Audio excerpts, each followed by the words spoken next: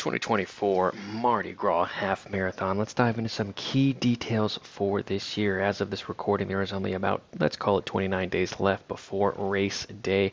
They do list some features you will like, such as a Mardi Gras celebration, a themed costume contest, post-race hot coffee, long sleeve t-shirt. You will get free metal engraving, the ability to switch to a virtual race if you so choose. There's also an address listed here, which I would suggest you use when you are getting to the race site. That is 13150 West 72nd Avenue, Arvada. Now, let's start to dive into some more specifics out here on race day. So there are a couple of races running at the same time. There's a 5K, 10K, and that half marathon. This race is going to cover that half marathon. If you have any questions, make sure you click this button here and ask them as you go here.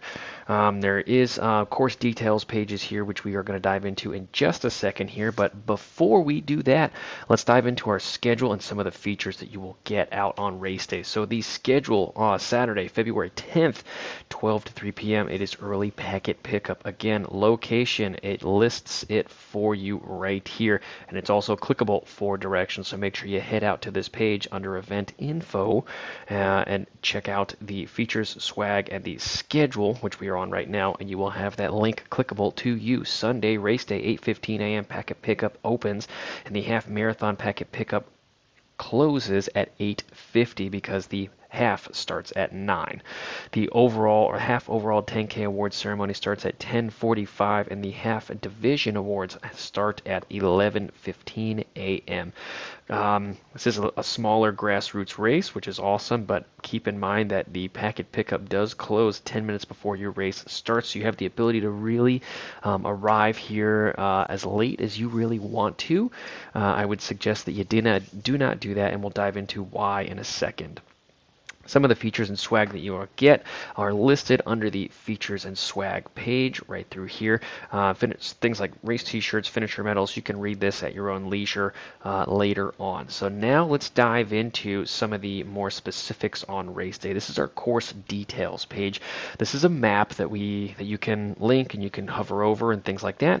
If we scroll down here, it has a little bit of a course breakdown under each one, a downloadable, clickable elevation profile, which we will talk about next. These are the aid stations listed for each race, which is pretty awesome. This half marathon is the one that we are diving into right here. And again, this is the things that we are going to be focusing on right through here. First up, aid stations. There's aid stations pretty frequently. You can see the first two happen very, very close to each other, and then they do start to spread out a little bit more. But again, as you start to get closer and closer to that finish, again, they do stack up pretty fast over here. So we have a ton of aid stations here. If you count them all out, that's 2, 4, 6, 8, 10, and 12. So almost one per mile. There's going to be a couple of places where it's not one per mile. Right in through here and things like that, and again right through here, but watch out for those. And again, there's no reason why you shouldn't be able to go those distances, and we'll talk about that in a second. Water. This is available at every single aid station along with energy drinks. Energy gels are only available at specific ones. That is, of our 12, they're only available at 10. So again, you do have a lot of options to get all your fixins in. And again, toilets, they are available at a multitude of places out here. 7 different aid stations have toilets out there. So there's, again, no reason why you have to hold it if there is an emergency situation that arises. So going on to our next thing, we're going to talk about this elevation profile that they have provided for us. This is a great feature here. You can play it. You can watch the thing go over here. You can speed it up or slow it down however you want, which is really, really cool. This is the course breakdown elevation profile, and it looks pretty daunting initially, but that is where we kind of come in with some more specifics here. But before we do, if you keep scrolling down here, they have a lot of cool features like how to download a route onto a Garmin Edge, or how to embed it, all of this cool stuff. So make sure that you check out those if you do want to do something like that. So this is an elevation course profile that we have created based off of all of that. And, you know, surprising to note, it's only 417 feet of elevation gain over here. If the wind is, best case scenario for us, believe it or not, as if the wind is going this way on race day. And we'll talk about that in a second. You'll see why. Because this is only 400 feet of elevation gain, going out to 7 miles on the race course here, we have 373 feet of elevation gain of our 420 feet here. So this is a big chunk of our elevation gain, and obviously one that people are going to attack a little bit differently. For us, though, let's talk about our specific sections on race day. Going out and starting this first half a mile. Right through here, we have a great downhill. We have an initial uphill to get out of the parking lot, but then it slowly ramps down to the turnaround section, which happens right through here. After we do make that turnaround, then it starts to pick up a bit. Now, if you were to look at specific gradients, which is why I always like to do this kind of stuff, you can see here that a lot of these gradients are under 2% and even under 1% in most cases. There is a couple areas where it does kick up a bit to 3.5%, but it doesn't last for very long and it's over very, very quickly. So again, for this first section right through here, this is pretty calm, max gradient 2.5% here for this 3.5 mile stretch. So if we were to back up after we get through that first little section of this downhill right here, this is going to be our kind of our warm-up section. This is a course where I highly encourage you to get a pre-race warm-up in beforehand, because you are going to be hit with a little bit of a downhill. That's going to be where you want to focus on your running form right out of the gate. Runners who are just kind of getting to the line and panicking last minute and using this as an opportunity to warm up are going to let their form kind of go, and that's going to kind of hurt you later on in terms of running time. This next section, believe it or not, is a massive section up this whole uphill. And again, I want you to kind of flatten this course out. It's only 417 feet. And again, in this specific section, I think it was 370 feet of elevation gain there. So again, it is not anything major here. Because of that, you should be going, if you are running power, you should be running a little bit higher in your power.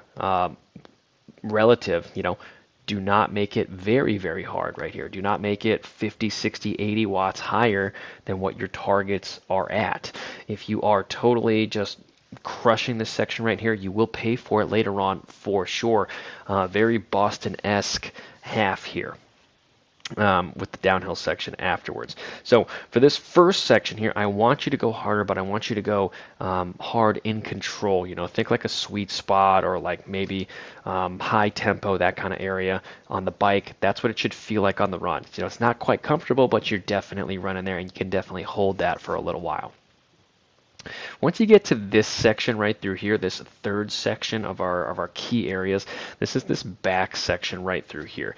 This is going to be where you should start to really kind of get your pace up a little bit. I know you're going uphill still technically, right? But you should have your running form there. You should have everything dialed. And if someone was just kind of slowly getting away from you, this is the point, and this is a big opportunity to stop that drift away from you and just to hold them and maybe just claw a little bit back on them. All right. Athletes who get to this point and try to get everything back at this point during the race are going to be the ones that are paying major costs later on, and that's probably going to happen at the 10 to 11 mile area here. Next big section is this section from mile 7 to mile 8 here. This 1 mile stretch, it is the first initial downhill, and we do have some steeper downhills in here just because we're coming along the backside of our course right through here. And this is going to be one of those areas where we only experience once on our race. We do have a couple of sharp juts up there. We do have a couple of uphills mixed in there, but for the most part you are going to be dropping down, and it's going to be a little unfamiliar. This is a key place for you to establish your running form and get ready to just have some higher paces. If you are a better downhill runner, this is going to be your bread and butter right through here. But even if you're not, watch your running form, keep your legs going and landing underneath you, and be careful with the claw, I call it, landing really, really far out in front of you to activate those quads just to brake. You kind of want to use this free speed a little bit. If we go back and we hover over the gradients over here, this is going to be where you have some of your biggest drops right here. We have a couple, this is average 2.2 negative drop right through there for that gradient. Zoom out because it's going to jump all over the place on me. But negative 5% is going to be happening in a couple of places. Negative 1.5%, negative 3, and that's pretty much what you're going to experience at this point before it flattens out over here, and you do have a bit of a ramp up before we get back onto the familiar course that we have ran out on. And so one of the last big keys of our race is this longer section right through here. Again, watch the running form. This is going to be where your pace should be higher. Your power should probably be a little bit lower here, just naturally because you're running downhill. But again, if it's 40 watts lower than what you did on the way out, you're probably going to have some other issues as well. Remember, we only have 420 feet of elevation gain and loss on this race course, so it's not like you are losing 1,000 feet in this section here. And that's what I talked about when I said at the beginning, you need to flatten this course out. Figure out a way to lean your body. This is going to be some major core activation, and it's going to happen for many, many miles out through here. This really heavy core activation is going to last for about 5.5 miles, so you need to be ready to work. So doing some activations before the race, getting your body ready to rock and roll, are going to be absolutely necessary for race day success here. And again, if you are chasing a couple people up this block right here, this is going to be the point at which you slowly start to claw them back. Right through here is the point where you can hold them, but this point right through here is going to be the point where you have to catch up to them and then pass them and then put a little bit of distance on them right through there. That is going to be the biggest recipe of success on race day. We do have a quick little jut up to the finish line, which happens right through there. But again, just simplifying it for everyone over here on this quick downhill. Establish yourself, don't overdo it. Make sure you're warming up before this section on race day. This section right through here, you're going to not want to fall off the paces, but you're not going to want to totally floor it either. Keep all of your competitors within sight if you can. This section right through here, you're going to slowly stop that bleed if anyone is going away from you. And this section right through here, this first downhill section, you're going to kind of limit that damage a little bit.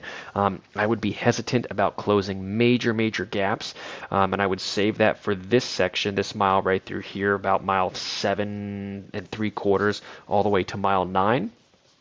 Then from mile 9 to about mile 11, that's going to be the area where you do want to catch all of your foes out there. Mile 11 to mile 12, that's going to be where you really want to drop the hammer down. And 12 onwards, you're going to hold it and just extend that lead over everyone in a perfect world. That might not be the case. I would use the aid stations to your benefit there. And again, if the wind is going this direction, right, it's going to be exactly what it is on the profile right through there. You're going to have a wind assisted up this uphill, and you're going to have a headwind going up or going down the downhill. So that will again help you flatten out this course a bit more. But if that's not the case, don't worry about it. If you do have a tailwind pushing you down here, then that is going to definitely impact things. It's going to kind of reverse what we talked about over here, and you're going to have to actively keep people really tight around you in this section right through here. You're gonna have to not let them get away from you, because it's going to become very challenging if you do have a serious tailwind to catch your competitors on the backside of this course through here. So that is a quick breakdown of the Mardis Gras Half 2024 this year. If you have any questions, please reach out. I'll be happy to help you more.